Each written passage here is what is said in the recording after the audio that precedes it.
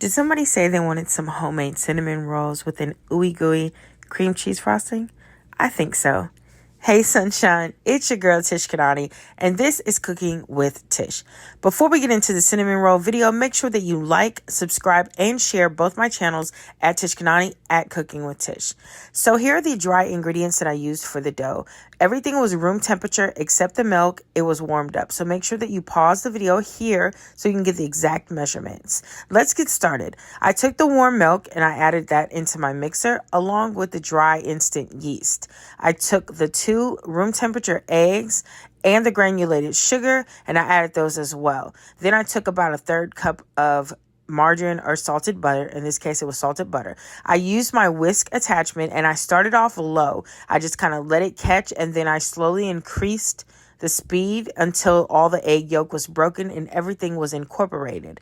Then I stopped and removed my whisk because I'm done with that attachment. I went ahead and I added in 4 cups of all-purpose flour. And then I did about a teaspoon of salt. A teaspoon, not a tablespoon. A teaspoon of salt. And I put my shield on because I don't want my flour flying everywhere. And now I'm using my paddle attachment. So this is a very critical part. Because we're using instant yeast. When you put the paddle attachment, all you want to do is mix it barely so that the yeast can soak into the batter. Let it sit for about 5 minutes so that it can get soaked in. Then scrape it off of the paddle attachment and you're going to switch to your dough attachment.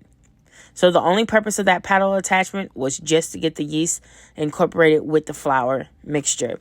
So once you do that, you put your dough attachment on and you just let it go. I let it go for about 8 minutes. You see how it was kind of knocking at first, and then it started to do what I needed it to do. Now, if your dough is too sticky, add in more flour. Do about 1/2 cup at a time until it gets to the consistency that you need it to. In this case, I only needed to add 1/2 cup. I didn't need to add any more. And then I went ahead and removed all of my attachments, and I scraped the dough off of the dough hook. Well, I'm going to take a metal bowl and I'm going to spray it with canola oil spray, or you can butter it, whatever you want to do. In this case, I just used the spray. I'm going to set my dough in there. This is going to be the first rise. So I put wax paper over it and I also put a kitchen towel over it and just let it do its thing. 20 to 60 minutes, but in this case, it only took 30. So while I'm waiting, I'm going to go ahead and do the filling. This was about 1/2 cup of butter and 1 cup of brown sugar and about 2 tablespoons of cinnamon. You can do about a 1/3 cup of butter if you want to, but I wanted it a little bit more creamy, so that's why I put a little bit more butter. You can use a mixing bowl, you can use a hand mixer, you can use a fork or spoon, whatever, and do this.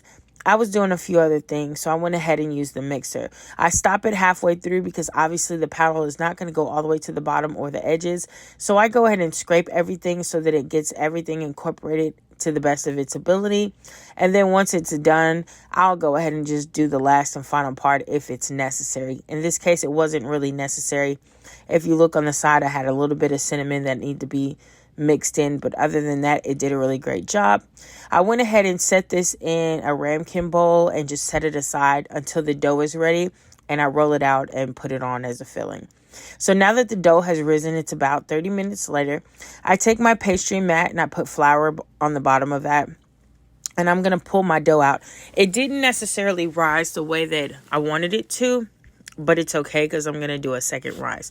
Now, because this batch of cinnamon rolls was just for my son and my husband, I wasn't really particular on how beautiful, quote unquote, it was. But make sure that you use plenty of flour so that your dough doesn't stick to you or stick to your rolling pin or anything else. My mat is really good, so it wasn't going to stick to that at all. But I just roll back and forth, up and down, back and forth, up and down, so that the dough is even in thickness, because you don't want one part being super thin and the other part being super thick. So once it got to the consistency and thickness that I wanted, I just took the filling and just went ahead and spread it all over the place until I was done.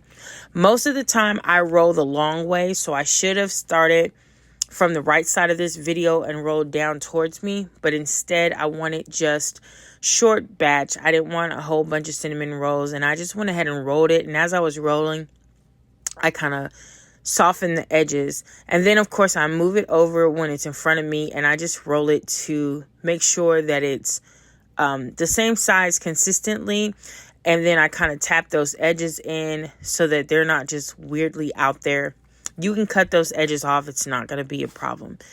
In this video, I just took a pastry cutter or scraper or whatever you call it, and I just cut about 1 inch thick for each cinnamon roll. When you do this, you can take 2 scrapers or your hand after you do this and shape those cinnamon rolls back up. Again, I didn't do that because it was just for me and my husband and my son. But if this was an order, you would notice a difference because you can tell how those are kind of ghostly shaped. But I'm going to let them sit for my second rise, which again, 20 to 60 minutes. And while I wait, I'm going to make the cream cheese frosting. I'm going to take 8 ounces of cream cheese, room temperature. It's the best way to work with it. I just took a whole stick of salted butter, which is a half a cup. And then I put in about 2 cups, maybe 3, of powdered sugar. Put in a little bit of vanilla extract. And then I just let my paddle mixture do its thing. So as it's mixing up, you just let it mix for probably about 5 minutes, and it will start to thicken up as if it's buttercream, but then it'll start to cream so that it is a little thinner and able to really drizzle on top of the cinnamon rolls. So that's done now. So I'm going to set that in a bowl, and it's been 20 minutes at this point, and look how those rose. It didn't really matter that they look like little ghosts when we first started. Now, this is one of those things where you trust the process. This is heavy whipping cream. It is warmed a little, not like hot, but just enough that it's not cold because I don't want it to mess up the rise. So that's probably about a 1/4 cup. I put it over there and I put it in the oven 27 minutes. Look at that. Now, what does the heavy cream do? It makes it light and airy and fluffy. Something that I always put milk or sweetened condensed milk, but I saw on TikTok people, obviously used heavy cream, so that's what I did. Now that they're all nice and hot, I like to put my cream cheese frosting on when it is still hot because I like a lot of frosting. I like it to be ooey and gooey, so that is what I do. So I just had no rhyme or reason, didn't care how it looked. I just want to make sure that the frosting was covering every single inch of those cinnamon rolls. One thing I hate about getting them from the store or from a can is it never seems to be enough frosting. I always have to make extra frosting. So I made sure that I was very generous with the frosting. And look how amazingly delicious these look. They look so messy and good. And that's what's going to make them delicious, besides the fact that they're already very flavorful. So I went ahead and showed you guys what the cut looks like on these cinnamon rolls. So you can see that this heavy whipping cream definitely absorbed into the cinnamon roll. It's not wet, but make sure that you try this recipe. Post and comment. Let me know what you think. Of course, I always do tutorials on different things, but this is one of the favorites. Family loves it. My husband's coworkers love it. But for more like this, follow me at Tish Kanani. I promise you will not be disappointed.